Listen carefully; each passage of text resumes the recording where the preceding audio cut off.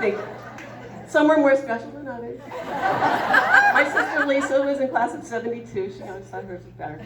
But we represent, I think, a real bridge with the past, because when many of us came to Westlake, the school was run by Helen Temple Dickinson, whose father had bought the school. And Miss Mills, Carol Mills, some of you remember Miss Mills, and they were part of the original Westlake.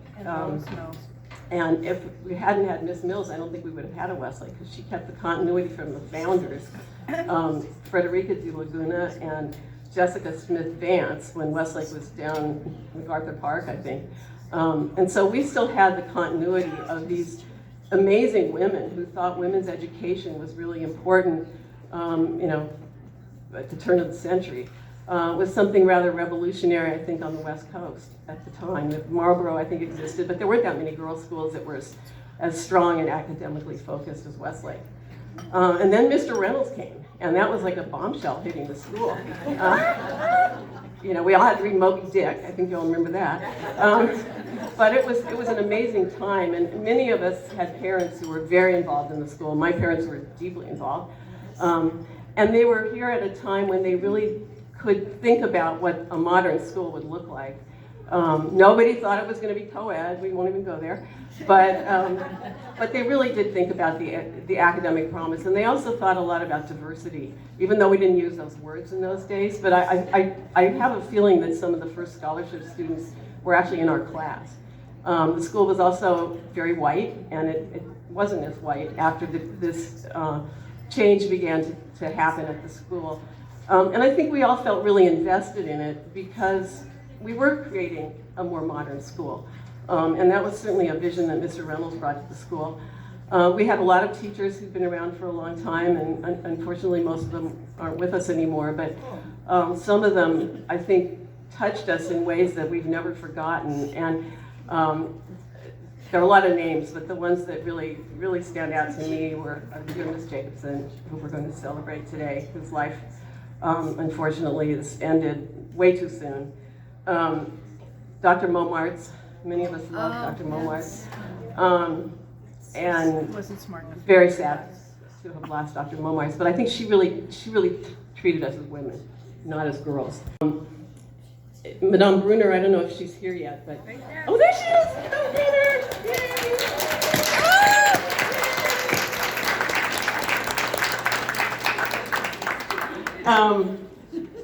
And someone that we thought we had lost, but we have found, and we're going to have a Zoom call with her later, is Margaret Hardy, who was by far the best English teacher one could have ever had. She taught us all how to write. I think we went to college because of Miss Hardy, some of us, actually. We also had a lot of traditions. I was glad to hear there's still a ring ceremony, but we had May Fete. Sadly, our May Queen isn't with us anymore, but we still had May Queen. I don't know if we still have May Queens. Probably not politically correct enough to have them anymore, but we did. Aquacade. I remember. Remember Aquacade? Yes. I remember my most favorite part was when we did the Pink Panther, and my mother made tails for us, and we wore black fishnet stockings, and we had our tails and jumped into school. When we first, some of us remember chapel on Fridays, and we wore white uniforms. And the other thing I remember, and seeing some of those uniforms I forgot about, we had a whole series of uniforms. I mean, remember those awful plaid things? And I mean, they just changed all the time, and the mothers were always getting very upset about the uniforms. And of course, we were all wearing more or less the same thing, but we did very creative things with our uniforms, including a sweater that Ann Kalick has over there, where she put a revolutionary plaid button on her sweater. The other revolutionary, when I was class president in the 10th grade, I remember fighting with Mr. Reynolds, and we won that we could wear pierced earrings to school. I had these studs. There were so many things. We still had boarding, and the Reynolds lived upstairs, and I don't know if you remember, they had monkeys, among other pets. Yeah, they had monkeys. I used to babysit. It was quite scary. But anyway, it was such a good time. We also had a tradition of Gilbert and Sullivan. Every year there was a Gilbert and Sullivan performance, and one of the students was the daughter of a famous opera singer, and she was furious at Westlake because her daughter had to sing male parts, and she thought that this was going to destroy her daughter's voice. So anyway, many, many crazy memories. One thing that I learned early on was to be of service, and we had lots of opportunities for that. But the most memorable for me was a summer. It was the summer that the U.S. landed a person on the moon, and I remember that because we had students here from sort of inner city LA, and it was called Project Open Future. And some of us lived in the dorm with these kids. But on the day of the moon landing, everybody went over to my parents' house, and we had a pool, and they were all swimming. And Mr. Reynolds said to these girls, "What will you tell your grandchildren about this day that's so momentous?" And they said, "We got to swim in Suzanne's pool."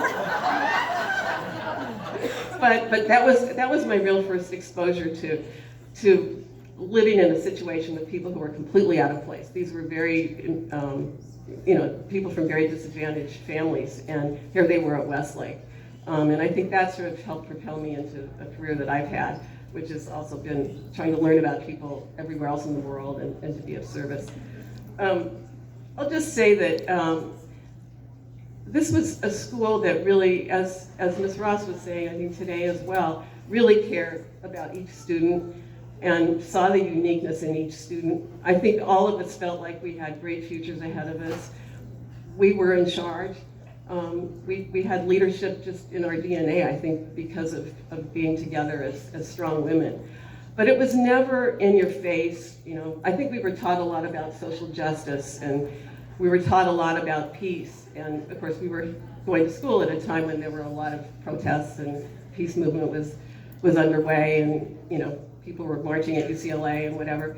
But nothing was ever kind of in your face, forcing you to do anything. I think we were able to find our ways in our own sort of unique fashion. And we were allowed to be different and to thrive. As homogeneous as the school was, I think that the diversity of the way we thought, the way we interacted with each other was really valued. Our class is much smaller now. There were 60 of us. I think it was the biggest Westlake class. But we've remained really close, and the friendships that we've forged over the years have really been long-lasting. So for those of you who are much younger, 50 years from now, you're going to look the same. You're going to enjoy each other. You're going to laugh at the crazy things. And I think that being here at Westlake is a very special privilege. And I'll never, I've been grateful for it all my life. I've been deeply grateful that I went to a girls' school and that I was taken seriously, and that all of us were. So I just want to say that on behalf of my class, we're thrilled to be back. We're all mentors in our own way, so you can talk to us if anybody wants to. We've had a lot of experience, and we're just happy to see you all and blessed that we can be together. Thank you so much, and on behalf of my class, I just want to say that this is going to be the most memorable day for many of us in many years, I'm sure. See you later, and enjoy your champagne or whatever's coming.